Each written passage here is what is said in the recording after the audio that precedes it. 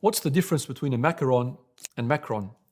This macaron is for one consistent, whereby both faces are the same, while President Macron, on the other hand, is completely inconsistent and holds many different contradictory faces. For long, Macron has positioned himself as the face of freedom of speech.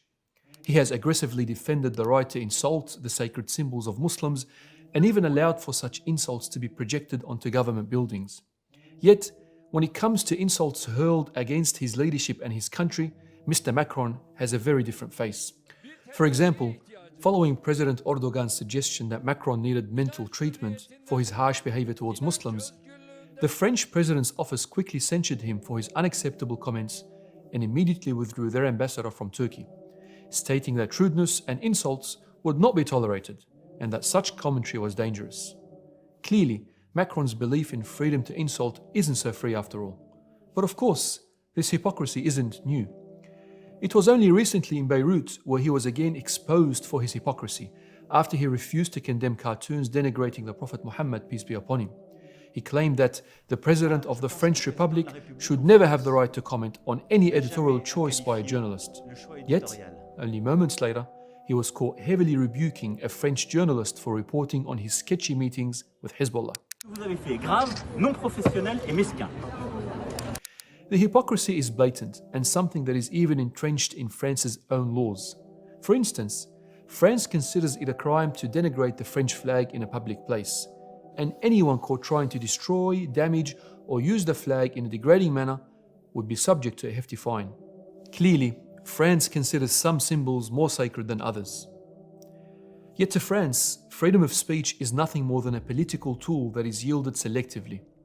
At times, it's imposed to denigrate and marginalize religious minorities, and at other times, it's withheld to protect the nation's secular authority. While those who openly denigrate the sacred symbols of religious people are given free rein to do as they please, we find that France's Muslim population and those critical of the French authority are not afforded the same freedom. French mosques and Islamic schools are regularly shut down. Human rights activists who speak out against Islamophobia are subjected to assault by French authorities. Even charity workers in the Muslim sector are constantly monitored and even imprisoned for shedding light on government abuse. And of course, French laws constantly dictate what Muslim women can and can't wear. Does France's Muslim population not deserve the same right of freedom of speech as everyone else? Clearly not. This application of freedom of speech is nothing for France to boast about, nor is it anything a society should espouse to adopt. The right to insult and mock religious people will not lead to the advancement of society, nor its liberation. Rather, it will only hasten society's decline and debasement. It threatens social cohesion and further bridges the divide between people. In 2019, a French report noted 1,043 Islamophobic incidents occurred. That's a 77% increase since 2017. This will, of course, only continue to worsen as France's leadership continues to defend the right to insult and abuse that which is sacred to religious people.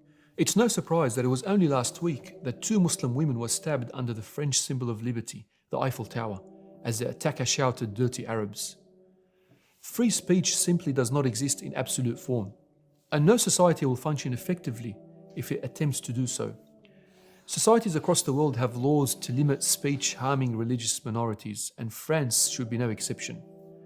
Yet despite this, Muslims are still required to tolerate and even celebrate the freedom of others to insult the dearest man to their hearts, Prophet Muhammad sallallahu alaihi wasallam. Lastly, let it be known to France's leadership and Mr. Macron, we see right through your hypocrisy, and every reasonable person of sound mind and intellect can see it too.